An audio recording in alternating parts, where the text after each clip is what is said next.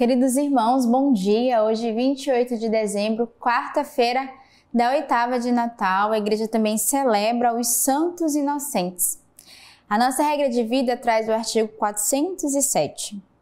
A força de Jesus dada pelos sacramentos. Com a confirmação, recebemos um sacramento de força que nos deu o Espírito Santo para nos fortificar no combate espiritual. É a Santíssima Trindade que confere esta plenitude de força espiritual. Em nome do Pai, do Filho e do Espírito Santo. Em seguida, esta mesma força espiritual é comunicada ao homem pelo sacramento de uma forma visível através destas palavras.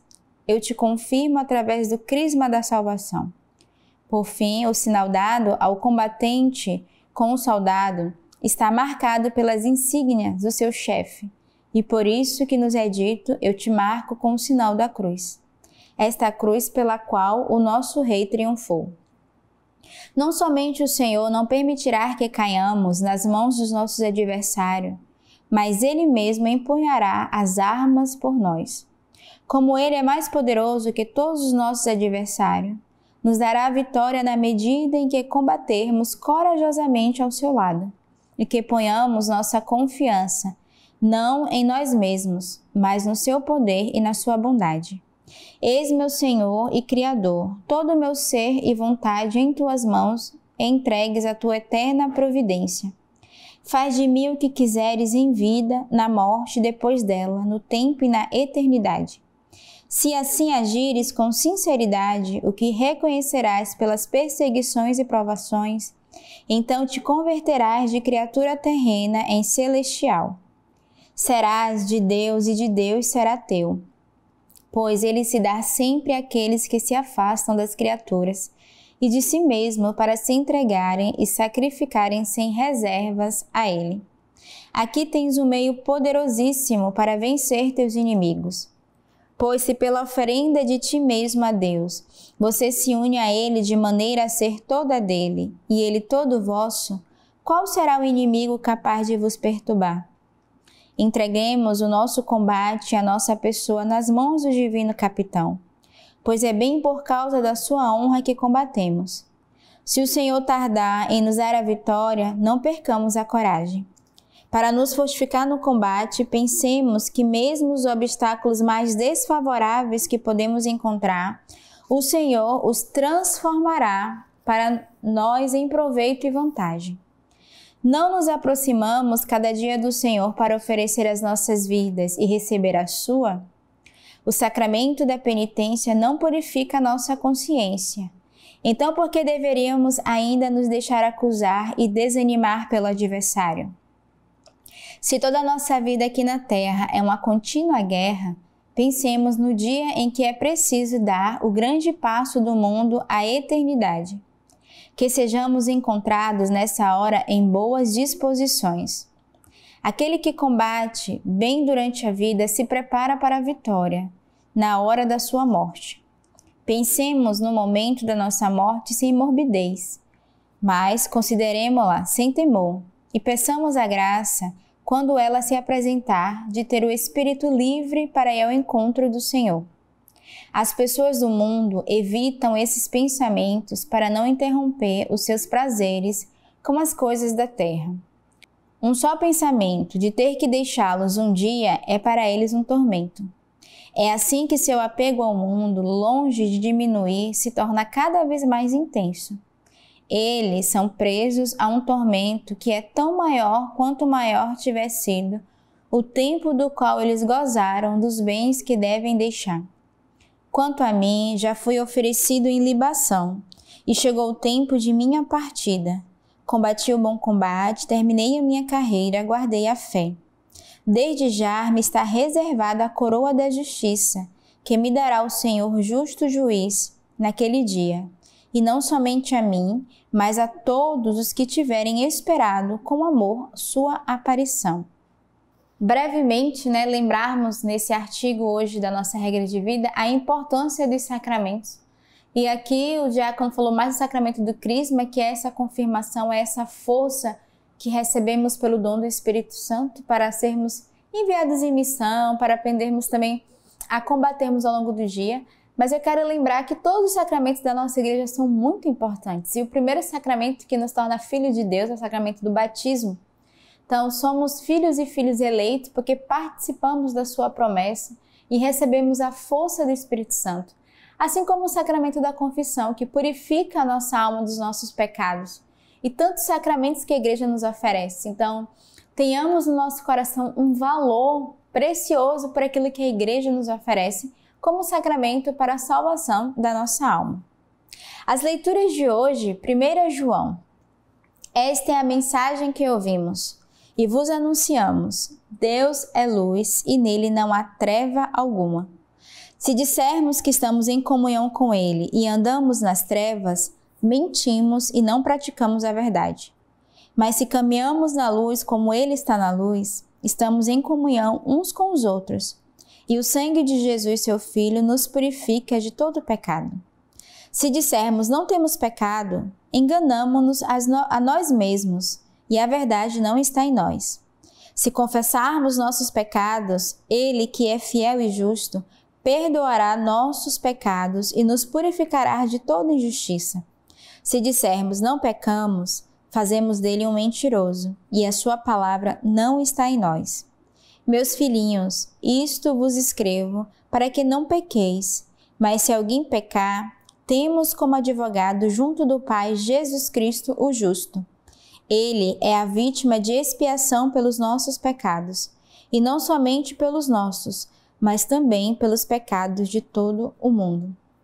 Então, tão bonita essa leitura de hoje, né? Deus é luz e Ele quer iluminar as trevas da nossa alma, Ele quer iluminar a nossa consciência para reconhecermos o nosso pecado. E a própria palavra vai dizer, né? Se dizemos que não temos pecado, estamos enganando a nós mesmos e a Deus. E hoje somos chamados a sermos iluminados no nosso pecado e reconhecermos diante de Deus, mas fazermos também esse movimento de nos confessarmos, né? Já introduzimos com a regra de vida falando dos sacramentos e a leitura faz esse convite hoje a reconhecermos diante de Deus, mas também a confessarmos as nossas faltas e os nossos pecados que nos afastam da graça e da presença de Deus. E de andarmos na luz, de andarmos diante do Senhor que quer iluminar aquilo que é treva, aquilo que é escuro em nós.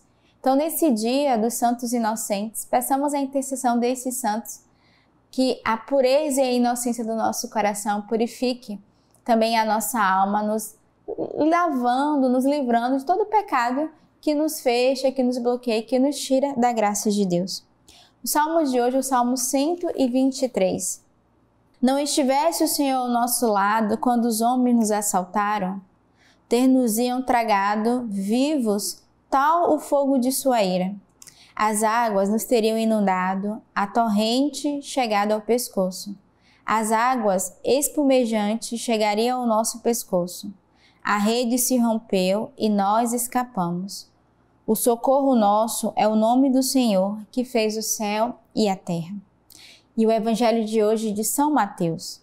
Após a partida deles, eis que o anjo do Senhor manifestou-se em sonho a José e lhe disse: levanta-te, toma o menino e sua mãe e foge para o Egito. Fica lá até que eu te avise, porque Herodes vai procurar o menino para o matar. Ele se levantou, tomou o menino e sua mãe durante a noite e partiu para o Egito.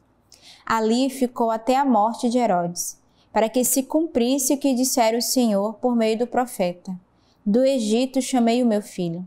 Então Herodes, percebendo que fora enganado pelos magos, ficou muito irritado e mandou matar em Belém e em todo o seu território todos os meninos de 2 anos para baixo, conforme o tempo que havia se certificado com os magos.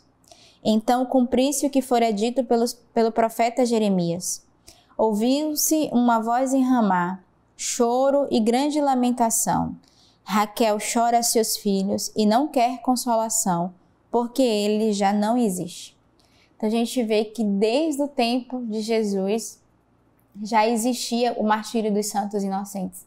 Desde que Herodes, irritado, né, por ter sido teoricamente enganado pelos magos e que manda matar todas as crianças menores de 2 anos. Então a gente já vê aí todo o massacre dessas crianças inocentes, dessas crianças que infelizmente foram torturados pela maldade do coração do homem. E hoje ainda existe, esses martírios dos inocentes. Quantas crianças são martirizadas hoje na nossa sociedade? Inocentes que são privadas da sua vida, que são privadas de poder viverem, de poderem ser aquilo que Deus desejou que fosse. Então, nesse dia, rezemos, por todas as crianças que foram mortas inocentemente, todas as crianças que não tiveram a oportunidade da sua vida, mas também peçamos a intercessão deles que hoje estão nos céus e que roga por cada um de nós. Peçamos primeiro um coração de compaixão, peçamos a pureza do nosso coração. Rezemos pelas mães que perderam os seus filhos, ou pelas mães que, talvez por falta de conhecimento, também provocaram essa perca dos seus filhos, dessas crianças inocentes.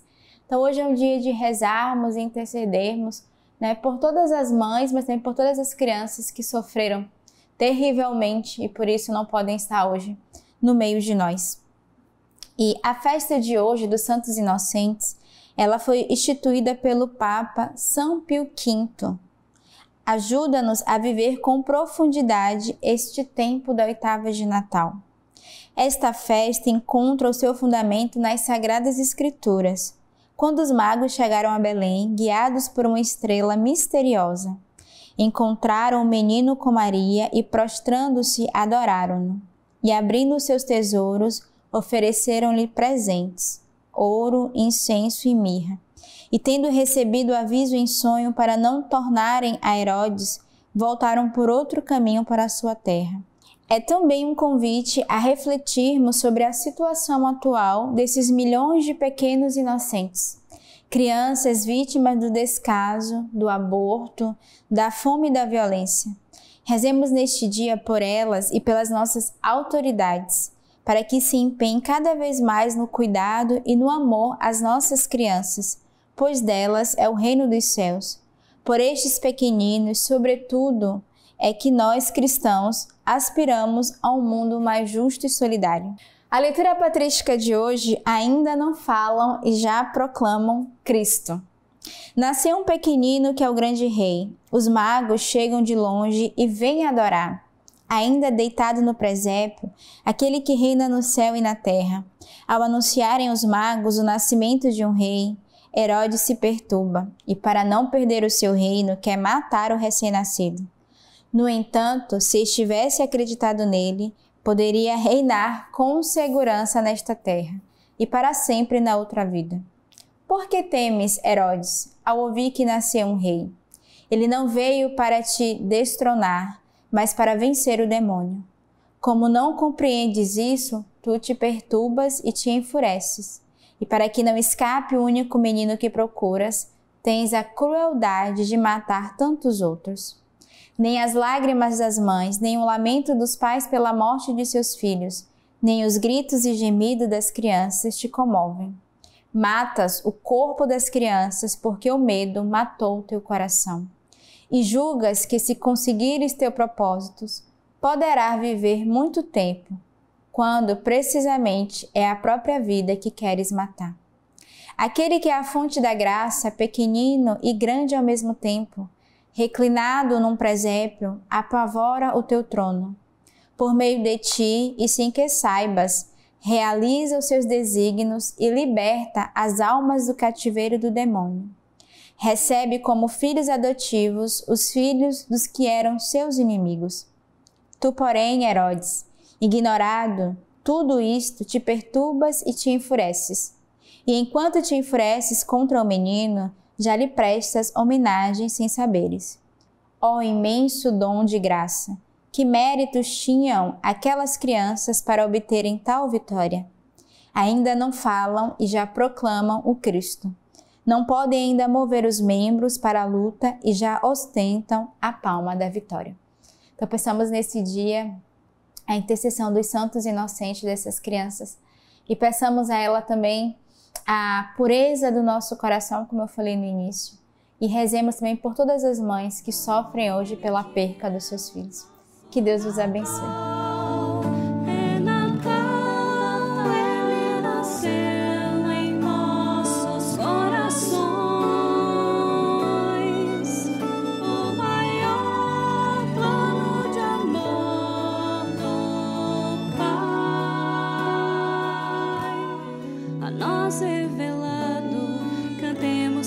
nasceu.